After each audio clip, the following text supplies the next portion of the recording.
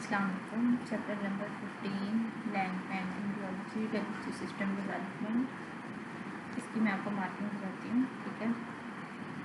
सबसे पहले जो इसमें जनरल इंट्रोडक्शन है ना कि कैसे जीआईटी को मतलब हम उसको 3 पार्ट्स में डिवाइड करते हैं, फोरग्रेड, मिडग्रेड और हैंडग्रेड, और इनकी डिमार्केशंस कैसे हैं, ठीक है। स्टोमोडियम क्या है, प्रोकोडियम क्या है, ठीक है। विट्लो इंटेस्टाइनल डक्ट क्या है, मतलब ये जनरल कंसेप्ट हैं जो आपको इसमें से आने चाहिए, ठीक है, for MCQ and for viva point of view, ठीक है। उसके बाद जो हमारे पास आगे आ जाते हैं इसमें मेजेंट्री, मॉलिक्यूलर रेगुलेशन नहीं करने वाली, ठीक है। उसके बाद मेजेंट्री जो है ये इंपॉर्टेंट है, ये हमारा सेंटर क्वेश्चन है, ठीक है। इसमें आपने बेसिकली पूरी जीआईटी में आपने अगर मतलब किस तरह से करके आपने बताना है कि लेट सपोज अगर एक स्टमक की डेवलपमेंट अगर ये किसी एक पार्ट की आपने बतानी है तो उसके जो छोटे छोटे पॉइंट्स करके या एक फ्लोर चार्ट की फॉर्म में करके आप उसको तैयार करें कि जैसे कि एक एक पार्ट की आप डेवलपमेंट बता सकते हैं। आप ये बताएं कि जैसे कि वेंट्रल मीजोगैस्ट्रियम एग्जांपल देगी, वेंट्रल मीजोगैस्ट्रियम कैसे बन रही है, फिर डॉर्सल मीजोगैस्ट्रियम कैसे बन रही है, फिर उनमें है क्या क्या, इस तरह से करके आप स्टेप बाय स्टेप लेके चलें पॉइंट वाइज बना के, तो आपको बहुत अच्छा ऐसी अटैम्प्ट हो सकता है, ठीक है। मेजेंट्रीज एंड एससीक्यू, ठीक है। उसके बाद इसमें डॉट्स फेशिया जो है ये इंपॉर्टेंट है, इसका आपको अच्छे से पता होना चाहिए। फोरकट में इसोफेगस की डेवलपमेंट एज सच इतनी इम्पॉर्टेंट नहीं है, but you have to do it once. Stomach की development is an important SCQ, ठीक है। इसके क्लिनिकल्स भी बहुत इम्पॉर्टेंट है, जो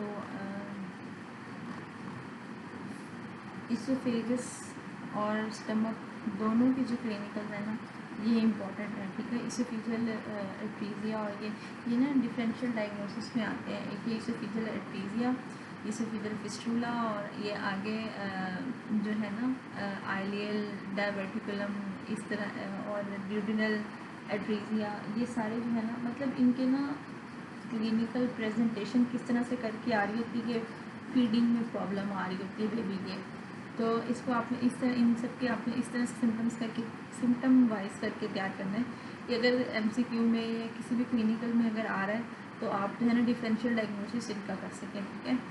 ये बाकी सारा जो है ना कंजेनिटल हाइटल हर्निया इंपॉर्टेंट है, ठीक है। बाकी इन सब का आपको बस पता हो। This diagram is also important for ऑस्टी। स्टमक की development is an very important SCQ, ठीक है। उसके बाद आगे हम बात कर लेते हैं, अगर आपने मतलब स्टमक की डेवलपमेंट आप किस तरह से अटैम्प्ट कर सकते हैं, ठीक है। सबसे पहले तो आप ये बताएंगे कि चेंज इन लोकेशन आ रही है और चेंज इन शेप आ रही है। चेंज इन लोकेशन में किस तरह से आ रहा है कि लॉन्गिट्यूडनल रोटेशन होगी और एंटीरियर पोस्टीरियर रोटेशन हो रही है, ठीक है। फिर चेंज इन शेप कैसे आ रही है कि पोस्टीरियर बॉर्डर जो है वो ज़्यादा ग्रो करके और वो कर्व होके इस तरह से कर रहा है और इंटीरियर बॉर्डर इस तरह से करके है। उसके बाद आपने हेडिंग देनी है रिजल्ट्स ऑफ रोटेशन के, इन दोनों रोटेशन के नतीजे में क्या हो रहा है, ठीक है।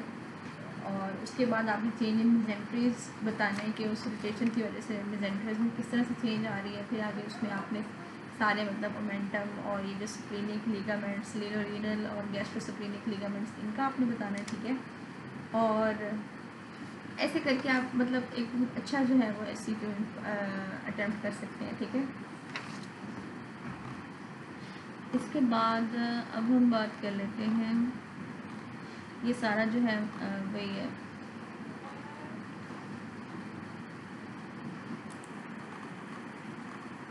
ड्यूडेनम की development is again an important SCQ, ठीक है।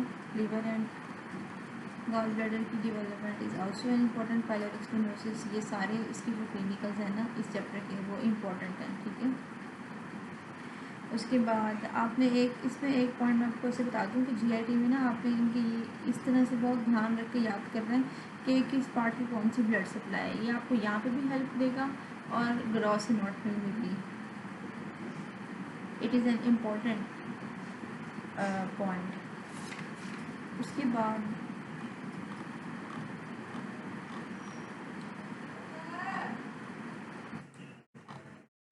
लिवर की डेवलपमेंट में जो पॉइंट्स आपने अच्छे से मतलब याद रखने हैं ना एक तो ये कफर सेल्स वाला और ये सारा जो पॉइंट है ना कि ये सारे कहाँ से डिराइव होते हैं, ठीक है।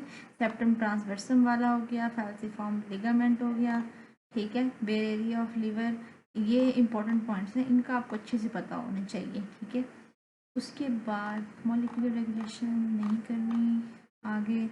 इनकी जो डेवलपमेंट्स है ना, इसमें ये इम्पोर्टेंट है, बिलरी डक्ट एट्रीजिया, और मतलब ये ऐसे इतनी इम्पोर्टेंट नहीं है, लेकिन इनको एक दफ़ा करना है आपने अच्छे से। पेनक्रियाज की development is also very important. इसमें मतलब जो दोनों मेन और एसेसरी पेनक्रियाटिक डक्ट वाला है ना, ये बहुत इंपॉर्टेंट है, ठीक है।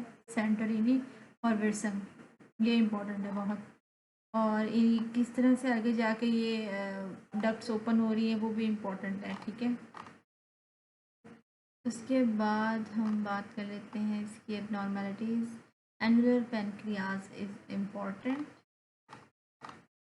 मिडगट की डेवलपमेंट में physiological herniation is very important from all SCQ, MCQ and viva aspect, ठीक है। मिडगट की डेवलपमेंट जो है ना वो पास्ट पेपर क्वेश्चन है, यूनिवर्सिटी क्वेश्चन है, ठीक है। उसके बाद जो रोटेशन ऑफ मिडगट वाला पॉइंट है ना, इसमें इसके MCQs के लिहाज से बहुत इसमें आता है कि एक तो इसमें ये एंगल वाला आ जाता है, दूसरा ये कि कौन सा पार्ट जो है वो किस ऑर्डर में करके ये हर्निएट करते हैं, और रिट्रैक्शन ऑफ हर्निएटेड लूप्स, ये बहुत इंपॉर्टेंट है, ये काफ़ी इंपॉर्टेंट है, ठीक है।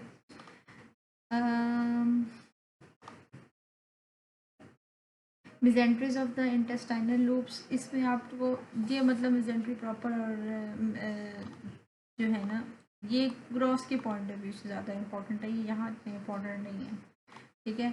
आगे हाइंड गट की जो डेवलपमेंट है, अच्छा एक सबसे पहले ये है abnormalities of the mesenteries. Volvulus important है। रेट्रोकोलिक हर्निया इम्पॉर्टेंट है। बॉडी वॉल डिफेक्ट्स में एम्फेलोसीलर गैस्ट्रोसाइसिस वेरी वेरी इंपॉर्टेंट है, ये हमारा मतलब मॉड्यूल क्वेश्चन है, ठीक है। इन दोनों का डिफरेंस इंपॉर्टेंट है। Vitelline duct Meckel's diverticulum very important, ठीक है। इसके बाद गट रोटेशन डिफेक्ट्स, इनको एक दफ़ा अच्छे से कर लें, ये बहुत ज़्यादा जो है ना वो SCQ पॉइंट ऑफ व्यू से इम्पोर्टेंट नहीं है। एक इसमें है एप्पल पील एट्रीजिया, वो इम्पोर्टेंट है, इस चैप्टर में है, GIT में, वो इम्पोर्टेंट है, आपको याद करना है। ये आ गया एप्पल पील एट्रीजिया। इसके बाद हैंड कट की डेवलपमेंट, ये इम्पोर्टेंट है। इसकी जो है ना आप फ्लो चार्ट की फॉर्म में कर लें, बारी बारी एक एक पार्ट का करके बता के ना उस तरह से करके तैयार कर लें। इसके बाद आ जाते हैं हमारे पास हैंड कट की एबनॉर्मेलिटीज़, इसको बस एक दफ़ा अच्छे से रीड कर लें। ये हर्शबर्न डिजीज़ भी आप जो है वो फिजियोलॉजी में कर लेंगे, यहाँ इतना करने की ज़रूरत नहीं है। समरी आ गई है, समरी को एक दफ़ा रीड कर लें, और जो प्रॉब्लम्स टू सॉल्व होती हैं इनको ज़रूर किया करें, इनके आंसर जो हैं वो बुक के एंड पे होते हैं, और इसमें से स्टेटमेंट सीधी सीधी आ जाया करती होती हैं। Thank you.